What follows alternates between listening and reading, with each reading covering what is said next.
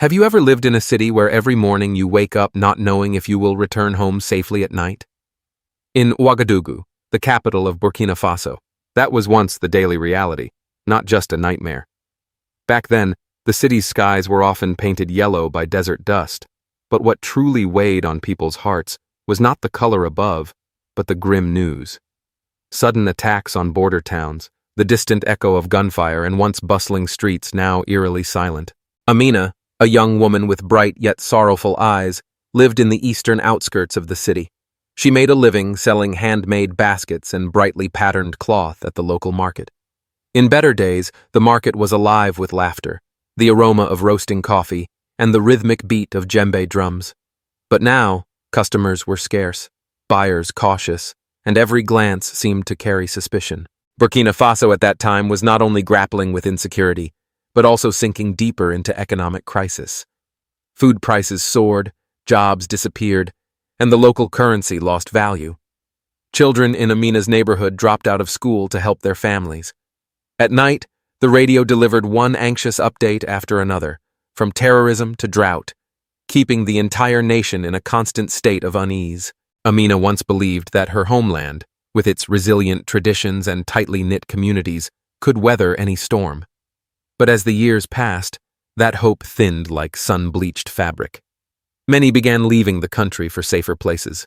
Those who stayed, like Amina, learned to shrink their dreams, content if they could simply get through another day in peace.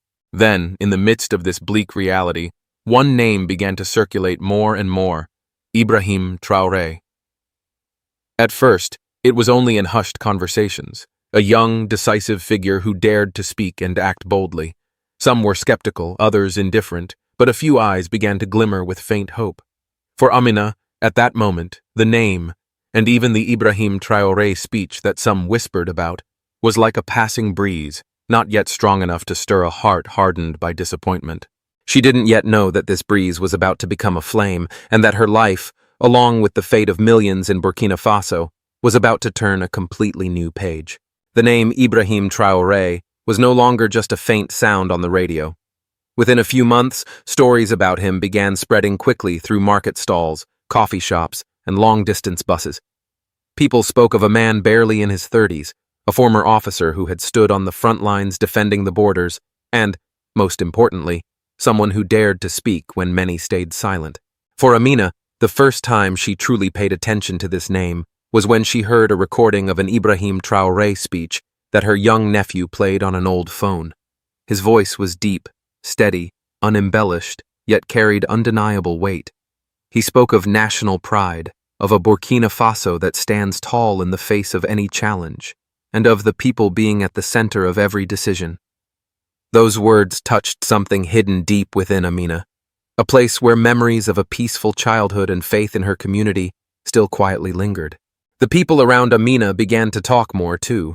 In the market, vegetable sellers mentioned Traoré, with eyes full of both curiosity and hope. In the small coffee shop at the corner, retired men quietly dissected every sentence from the Ibrahim Traoré speech, as if searching for a sign of what was to come. Even young men who once dreamed of leaving the country to find work began asking one another, "Should we stay instead?" The atmosphere at that time was a strange crossroads. The country was still mired in hardship, but something had shifted. Amid the ever-present worry, a small light began to shine. It was not just faith in one man, but a growing sense that the people were rediscovering their own voice. Amina began changing her own habits. She started listening to the news more intentionally, writing down lines from speeches that moved her. At night, when the desert wind blew cold through her window, she would ask herself, if his words are true, could this be the beginning of a new era? That day, Ouagadougou was scorching hot. On the city's main square, thousands stood shoulder to shoulder under the blazing sun, their eyes fixed on a hastily built wooden platform.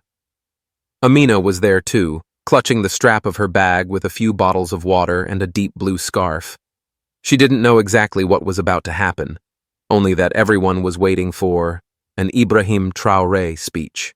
When he stepped forward, the crowd fell into complete silence. Dressed in olive green military fatigues, a crimson beret on his head, his gaze steady and voice resonant, Traoré held no papers. He spoke as if in direct conversation with each person there. He recalled the losses, the abandoned lands due to insecurity, the families torn apart. But then his tone shifted. Firm, urgent, calling on everyone to rise and defend their homeland, to unite and protect themselves rather than relying on outsiders. Amina felt her heartbeat quicken. His words were unlike the empty promises she had heard so many times before. They were more like a wake-up call, forcing her to believe that change was possible if people acted together. When Traoré declared, "We must never bow our heads," the cheers erupted like a tidal wave, and Amina realized she was shouting too. After that day, the city's atmosphere transformed. People began organizing their own neighborhood watch groups. Young men who once planned to leave the country returned to their villages to restart farming. Clips of the Ibrahim Traoré speech played over loudspeakers, on mobile phones, and even through old radios in distant rural areas. Amina tried to save every single line he said, as if afraid she might lose the electrifying feeling of that moment. That was the turning point. From a nation frozen in fear, Burkina Faso began transforming into a united, determined community. And for Amina, this was not just a political story, it was the moment she reclaimed a long-lost hope. After that historic speech, it was as if Burkina Faso had received a powerful jolt. The long-standing atmosphere of hesitation and silence was gradually replaced by a wave of activity everywhere. At Amina's market, stalls began filling with customers again, and the sounds of bargaining and laughter returned. Artisans like her no longer sat waiting passively. They actively brought their products to neighboring villages and regional markets. Neighborhoods began forming their own self-defense groups. At night, instead of anxious glances, people saw groups of young men patrolling with flashlights and wooden sticks, chatting while keeping watch over the streets. These seemingly small actions made residents feel safer, and more importantly, they felt they were taking their safety into their own hands.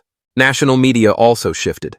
On radio and television, clips of the Ibrahim Traoré speech were replayed over and over, interwoven with stories of individuals and communities who had taken control of their own destinies. Journalists no longer reported only on hardships, but also on newly cultivated fields, schools reopening, and once abandoned roads now filled with travelers. Amina felt the change within her own family. Her younger brother, once unemployed and apathetic, had joined a volunteer group rebuilding the road into their village.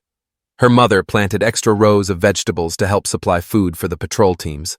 The whole family now spoke about the future with a sparkle in their eyes, something Amina thought she would never see again. Of course, the difficulties had not vanished. Threats remained, and resources were still scarce. But now, people no longer waited passively for miracles from outside. They believed that if they stood together, they could overcome any challenge. A belief born from the feelings sparked by that Ibrahim Traoré speech. As time passed, the echoes of the Ibrahim Traoré speech still lingered in the hearts of the people of Burkina Faso. What many realized after that period was not only the power of a leader, but also the hidden strength within their own communities. Perhaps the greatest lesson was this: hope does not only come from above, it grows from the small actions of each individual. When people came together to clear a road, guard their neighborhood, or reopen a village school, they proved that real change begins with self-reliance. The legacy Traoré left behind was not just in policies or political decisions. It was in the awakening of national pride, the reminder to every citizen that they are the true owners of this land. In many rural areas, his portrait still hangs in village meeting halls beside the national flag. In schools, teachers recount to their students the time when the entire country rose together, inspired by the Ibrahim Traoré speech. Amina, too, was profoundly changed. She no longer thought only about selling enough goods each day, but began joining the local women's group, organizing handicraft training for young girls. She believed that if each person passed a piece of their strength to the next generation, Burkina Faso would never return to the days of fear. Looking back, many saw that this period not only pulled a nation back from the brink, but also engraved a lasting truth. A united people are stronger than any challenge, and that belief, born from the Ibrahim Traoré speech, is the most enduring legacy of all. That year, the rainy season arrived earlier than usual. In Ouagadougou, the first drops of rain tapped gently on the tin roofs, washing away the long-settled desert dust. On the dirt road leading to the market, Amina walked quickly under her indigo scarf, her mind filled with thoughts about the future.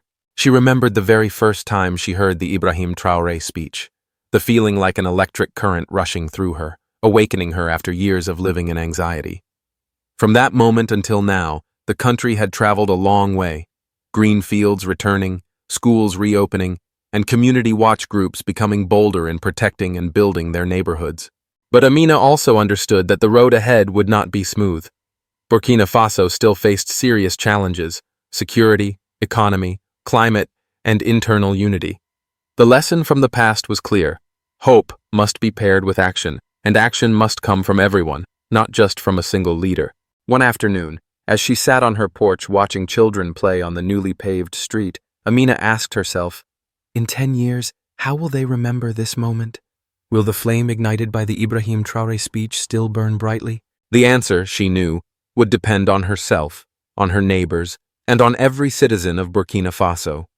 Because a speech can spark inspiration, but the future is written by the very hands of those who share the same destiny. But is that truly the whole story?